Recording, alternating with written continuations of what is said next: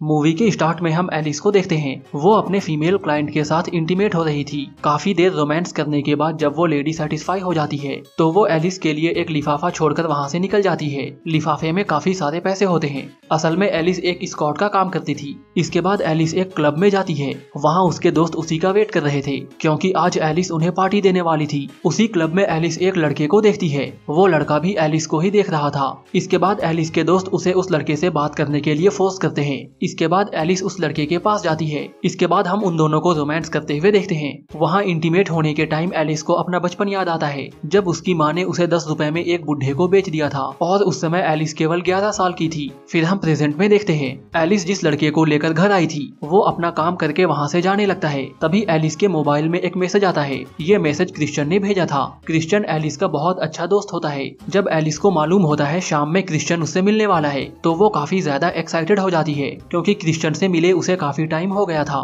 ये बात जाकर वो अपनी मॉम को बताती है लेकिन उसकी मॉम को इन बातों से कोई फर्क नहीं पड़ता। वो एलिस से कहती है तुम हर रोज यहाँ नए नए लड़के को लेकर आती हो और उनके साथ शोर मचाती हो। तुम्हारी इन आदतों की वजह से मुझे सोने में बहुत दिक्कत होती है, इसलिए अब थोड़ा कम शोर किया करो। दरअसल एलिस की मॉम जानती थी कि एलिस अपने कमरे में क्या करती है लेकिन वो एलिस को कुछ भी नहीं कहती थी क्योंकि एलिस अपनी मॉम को डेली 10,000 दिया करती थी। फिर रात में क्रिश्चियन एलिस के घर आता है। वहाँ एलिस ने पहले ही माहौल को रोमांटिक बना रखा था। फिर क्रिश्चियन आते ही एलिस को किस करना शुरू कर देता है। एलिस क्रिश्चियन से पूछती है आजकल तुम मुझसे मिलने नहीं आते हो, क्या तुम्हें कोई दूसरी मिल गई है? इस पर क्रिश्चियन कहता है ऐसी बात नहीं है, दरअसल मैं एक रेस्टोरेंट खोलने वाला हूँ और उसी के चक्कर में थोड़ा बिजी हूँ और अगर रही किसी और की बात तो ये जान लो कि मेरी फेवरेट तुम हो। वहाँ एलिस किसी बात को लेकर उदास होती है। ये देखकर क्रिश्चियन उससे पूछता है क्या बात है, तुम इतनी सैड क्यों हो? इस पर एलिस क्रिश्चियन से कहती है उसके मॉम की किडनी की सर्जरी होनी है और इसके लिए उसे 4 लाख रुपए चाहिए। ये सुनकर क्रिश्चियन कहता है तुम टेंशन मत लो,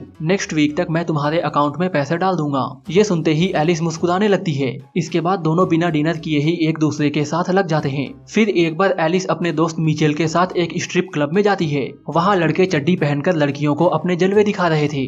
वहाँ एलिस की मुलाकात नील से होती है। नील एलिस से पूछता है तुम क्या करती हो? एलिस उससे कहती है वही जो तुम करते हो, लेकिन मेरे पैसे काफी ज्यादा हैं। ये सुनते ही नील अपना प्राइवेट पार्ट निकालकर एलिस को दिखाता है। एलिस ने अपने पूरे लाइफ में इतना लंबा नहीं देखा था, इसलिए ये देखकर वो काफी ज्यादा एक्साइटेड हो जाती है। इसके बाद हम दोनों को बाथरूम में घपाघप करते हुए देखते हैं। रात भर मजे लेने के बाद एलिस अपने घर आती है। उसके आते ही उसकी मॉम उससे 50,000 रुपए मांगती है।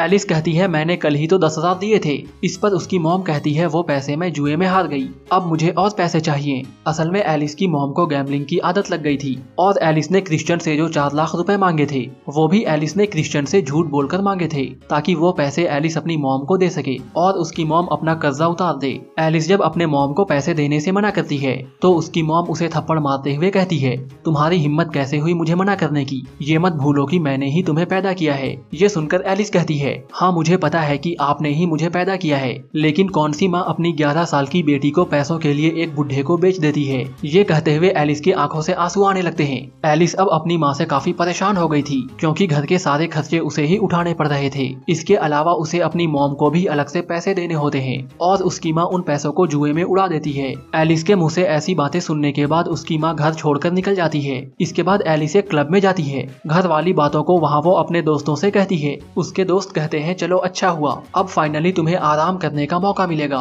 एक दिन जिम में एलिस मार्कस से मिलती है। मार्कस एलिस का स्कूल फ्रेंड होता है। वहाँ वो मार्कस को मिचेल से मिलवाती है। वहाँ मार्कस एलिस से जॉब के बारे में पूछता है। इससे पहले कि एलिस अपने स्कॉट वाली बात कहती, मिचेल बीच में ही कहती है हम दोनों डिजिटल मार्केटिंग करते हैं। ये सुनकर मार्कस कहता है ये तो बहुत अच्छी बात है। फिर जाते हुए वो एलिस से उसका नंबर लेता है, लेकिन वहाँ पे एलिस कहीं और खोई हुई थी। ये देखकर मिचेल ही मार्कस के फोन में एलिस का नंबर सेव कर देती है। इसके बाद मार्कस वहाँ से निकल जाता है। रात में मिचेल एलिस से पूछती है मार्कस ने कॉल किया या नहीं। इस पर एलिस कहती है मार्कस उसे बार बार कॉल कर रहा है। फिर मिचेल एलिस से कहती है मुझे लगता है वो तुमसे प्यार करता है, तुम उसे एक बार चांस देकर देखो। एलिस कहती है ये सब तो ठीक है, लेकिन जब मार्कस को सच मालूम चलेगा तब क्या होगा। ये कहकर एलिस फोन काट देती है। तभी क्रिश्चियन वहाँ पहुँच जाता है। क्रिश्चियन को देखकर एलिस हैरान हो जाती है क्योंकि क्रिश्चियन तो नेक्स्ट वीक आने वाला था। वहाँ क्रिश्चियन का मूड बहुत खराब होता है। एलिस जब उससे इसकी वजह पूछती है तो वो एलिस को एक थप्पड़ मार देता है। फिर वो एलिस से कहता है तुम यहाँ रोज नए नए लड़कों के साथ मजे करती हो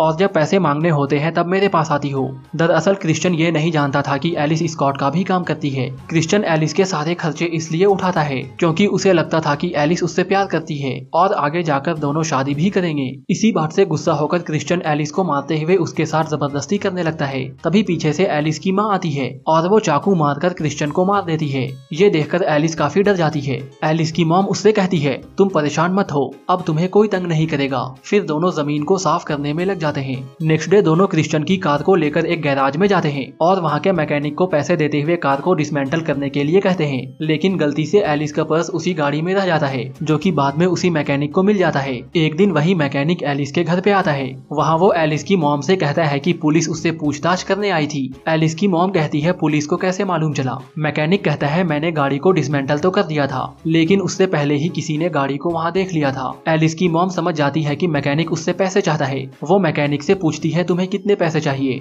इस पर मैकेनिक कहता है 3 करोड़। ये सुनकर एलिस की मॉम एक लंबी सांस लेती है। फिर वो चाकू घोंपकर उस मैकेनिक को भी मार देती है। मैकेनिक का खून करते हुए एलिस भी देख लेती है लेकिन उसके मुंह से एक भी आवाज नहीं निकलती। फिर एक दिन एलिस मार्कस से एक कैफे में मिलती है। वहाँ मार्कस एलिस के सामने काफी शर्मा रहा था। मार्कस के साथ टाइम स्पेंड करके एलिस को बहुत अच्छा लगता है। इसके बाद मार्कस एलिस को उसके घर ड्रॉप करने आता है। वहाँ मार्कस एलिस को किस करने का ट्राई करता है लेकिन एलिस उसे मना कर देती है। ये सुनकर मार्कस सैड हो जाता है। इस पर एलिस कहती है किस हम अगले बार करेंगे। वहाँ एलिस की मॉम दोनों को साथ में देख लेती है। जब एलिस की मॉम उससे मार्कस के बारे में पूछती है तो एलिस कहती है वो बस एक क्लाइंट है। इसके बाद एलिस अपनी मॉम से कहती है वो अब स्कॉट वाला काम नहीं करना चाहती बल्कि वो डिजिटल मार्केटिंग में काम करना चाहती है। इस पर उसकी मॉम उससे कहती है, तुम डिजिटल मार्केटिंग में जितना एक साल में कमाओगी इस काम में उतना तुम एक वीक में कमा लेती हो, इसलिए अपना दिमाग चलाना बंद करो और जो चल रहा है उसे चलने दो। इसके बाद वो एलिस को एक बुढ़े के पास भेज देती है। उस बुढ़े की प्यास मिटाने के बाद एलिस उसे स्ट्रिप क्लब में जाती है जहाँ वो नील से मिली थी। वहाँ से नील एलिस के घर जाता है। फिर रात में दोनों जमकर कार्यक्रम करते हैं। कार्यक्रम करने के बाद दोनों सो जाते हैं। सुबह जब एलिस की नींद खुलती है तो नील को देखकर वो चौंक जाती है। वहाँ नील मरा होता है। एलिस की मॉम ने नील को भी मार दिया था। दरअसल एलिस की मॉम नहीं चाहती थी कि एलिस स्कॉटिंग का काम छोड़े, इसलिए उसने नील के साथ ऐसा किया। इसके बाद दोनों मिलकर नील की लाश को दफना देते हैं। इसके बाद एलिस मार्कस को फोन करती है लेकिन वो उसे कुछ भी नहीं बता पाती। इसके बाद मार्कस मिचेल को फोन करके एलिस के बारे में पूछता है लेकिन मिचेल को भी नहीं मालूम था कि एलिस के साथ क्या हो रहा है। इसके बाद दोनों एलिस के घर पे मिलने का प्लान करते हैं। इधर एलिस घर से निकलकर कहीं जाने वाली थी। तभी उसकी मॉम उसे रोकते हुए पूछती है, कहाँ जा रही हो? ये सुनकर एलिस कहती है, मैं अपने क्लाइंट मार्कस के पास जा रही हूँ। इतना सुनकर एलिस की मॉम उससे पैसे मांगती है। एलिस कहती है, मार्कस आज मुझे एक साथ फाइनल पेमेंट करने वाला है। ये सुनकर एलिस की मॉम समझ जाती है एलिस झूठ बोल रही है। फिर वो एलिस का सर दीवार से मारकर उसका सर फोड़ देती है। तभी मार्कस भी एलिस के घर पे पहुंच जाता है, इससे पहले कि वो एलिस से मिल पाता। एलिस की मॉम उसके सिर पर वार करके उसे भी बेहोश कर देती है। जब मार्कस को होश आता है तो उसके हाथ पैर बंधे होते हैं और एलिस अपने हाथों में चाकू लेकर मार्कस के कानों को काट रही थी। दरअसल मूवी में कोई भी मर्डर एलिस की मॉम ने नहीं किए थे बल्कि वो सारे खून एलिस ने किए थे। एलिस तो बस इमेजिन करती थी कि ये खून उसकी मॉम ने किए हैं। वहाँ एलिस ने मार्कस को जख्मी कर दिया था लेकिन इससे पहले कि वो उसे मार पाती मिचेल वहाँ पहुँच जाती है और वो एलिस को रोक लेती है। लेकिन इन सब के बीच मार्कस अपना एक आंख गवा देता है। इसके बाद हम मार्कस और मिचेल को डॉक्टर के पास देखते हैं। डॉक्टर दोनों से कहती है एलिस को बचपन में ही उसकी माँ ने एक्सप्लॉइट करना शुरू कर दिया था जिसकी वजह से एलिस के दिमाग में बहुत गहरा असर हुआ। अपने बचपन में ही एलिस ने अपनी माँ को मार दिया था। एलिस की दिमागी हालत ठीक नहीं होती है, इसलिए उसे एक पागल खाने में एडमिट कर दिया जाता है और यहीं ये मूवी खत्म हो जाती है।